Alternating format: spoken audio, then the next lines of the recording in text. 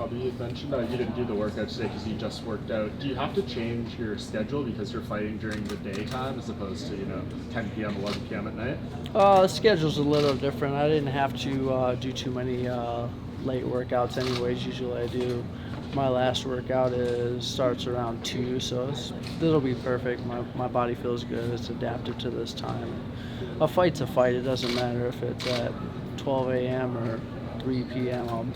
I'll come and fight.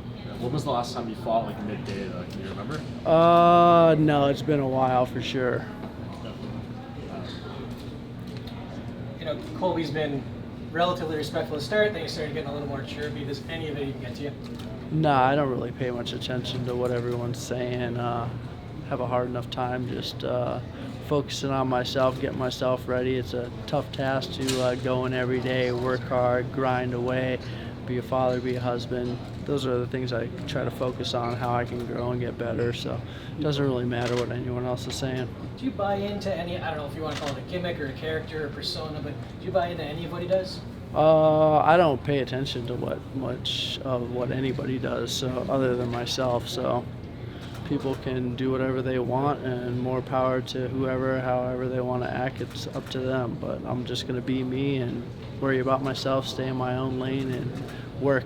You've trained with him before. What's your recollection of your first meeting with him? I mean, he's a good wrestler, a guy who's willing to grind, a guy who's put in a lot of hard work, and he's learned a lot, and he's a good fighter. Do you enjoy fighting a former teammate, or how do you feel about that, fighting somebody you used to train with?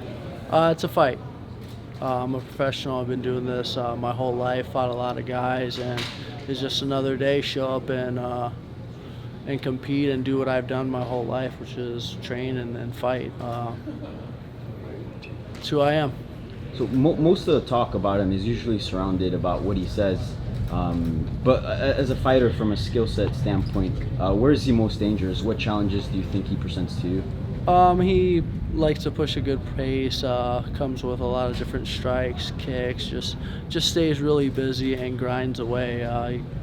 He's a good wrestler too. He talked about your departure from the team. Anything you wanna clarify about that? Or no, because I'm cool with the road I've taken, and I have no animosity to anybody at that gym. I'm just moving forward, growing, and getting better. And it is what it is. I'm not at that gym anymore. I'm at Hard Knocks doing my thing and growing and worried about myself. Why did you ultimately decide to go? Because I felt like going like a grown-up. Robbie, you mentioned so much about learning and growing, and it's just it seems like you have so much focus on training and just always wanting to get better. Is the day that that passion stops, the day that you're done with fighting, the day that I feel I can't grow anymore, I don't want to grow anymore? Yeah, for sure. That's what the name of the game. If you're not growing, you're not getting better, then this game's going to pass you up. But as long as I'm willing to grind and compete with these young cats and work hard or harder than these guys, then I'm going to keep going. My mind's good, my body feels great, and it's what I love to do.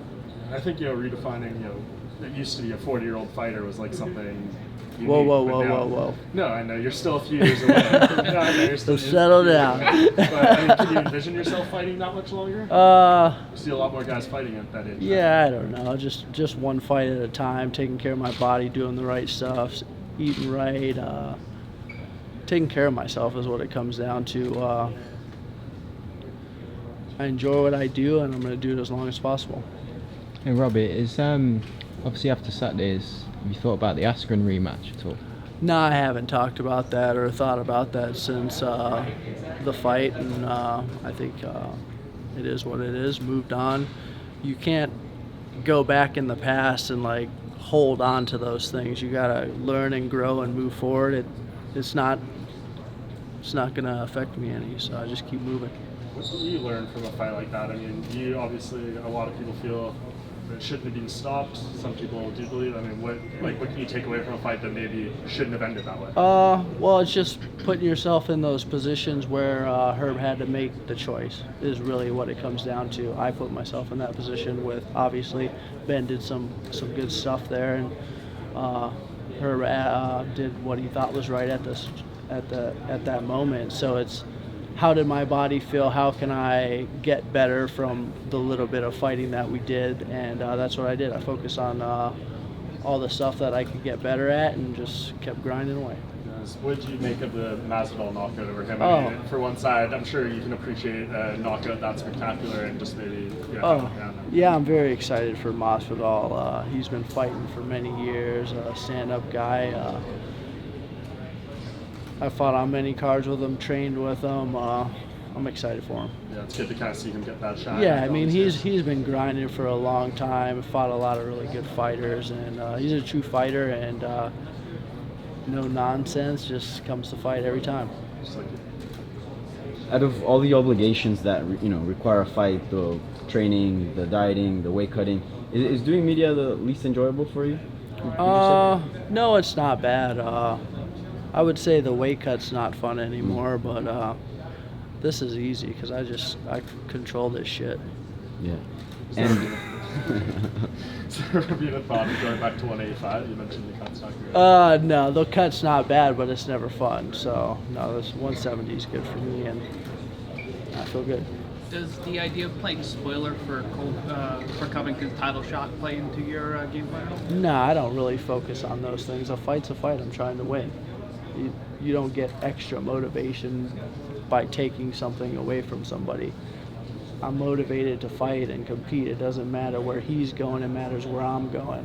All those other things are just like media talking points and bull. I'm gonna go out there and fight my hardest. That's what I do. Bring up one more since it's a media talk point. It seems like Donald Trump Jr. will be cage side. That's like kind of what Colby's doing. What do you think of that? What? It seems like Donald Trump Jr. is going to be there for the fight. It doesn't really affect me at all. I mean, it doesn't matter if there's nobody there. I'm coming to fight. It's the thing I've done my whole life. I mean, I remember fighting when no one was there, and nothing's changed. I'm just gonna do what I do. I'm an old school guy who just goes out there and fights. There's people in the stands that might be on TV, might be a little bit more money going on, but it's still a fight. You take everything away, it's two guys going out there and going to battle, and that's what I focus on. it seems nowadays it's really hard to find a lot of support from the fan base if you're not out there doing media and sort of talking trash, but you have a very strong fan base and fans tune in to watch your fight. What do you think it is that you're kind of the exception to the rule? I don't really pay much attention to what. I'm just being me, and if people like it, cool. If they don't, cool. I'm just gonna keep moving and being me and not put on an act for anybody and just do the best I can and show off, I guess, and let people know who I am, and this is who I am. Just a guy who's going out fighting, grinding, and doing it the old school way. Did you ever pay attention throughout your career to any of the surrounding talk, or is there a reason why you don't, or to stay in focus, or why is that? Well, you really can't control those things. You can't control what other people are saying. Everyone likes this hoopla, but all this stuff really doesn't matter. It matters the work you put in, the heartache, the freaking how you ate, how you prepared, your training partners who helped you. Those are the things that matter. It's not what I say about this guy or that guy and what this person's wearing, that person wearing. It doesn't matter. You just freaking work out and you show up and you fight. And that's what I've always done. That's what this sport was built on, I believe, is freaking going out there and showcasing your skills and your martial arts and being a professional.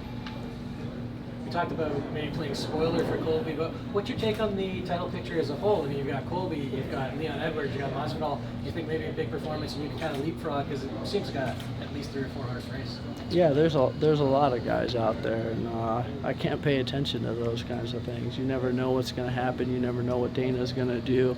Lots of good guys out there, a lot of opportunities for people, and all I can focus on is Saturday. That's it. Simple. One of the things you're known for is your great takedown defense. Do you feel confident that you could keep the fight on the ground, on the... I gotcha. Yeah, no, I've been working on my skills. I have really good training partners, really good coaches. So we work on all aspects, working on my takedown defense, working on my striking. But you can't just wait on him. You can't just wait for a takedown and counter and do those things and be second. You have to get in his face, force situations, and take advantage of them. There's a lot going on in these fights. Colby's a really good fighter who puts really good pressure, but my coaches and training partners have done a great job with me. Robbie, you haven't fought in this building since 2008, I believe, at the UFC show. 11 years ago-ish. What do you remember about that night? Just another day. I mean, coming out fighting, nothing really. I mean, it's a fight, you move on. It was a big experience, I'm sure, at that time, and then you just move on to the next one. Thanks, Robbie. Yep. Thank you. Great job. Thank you.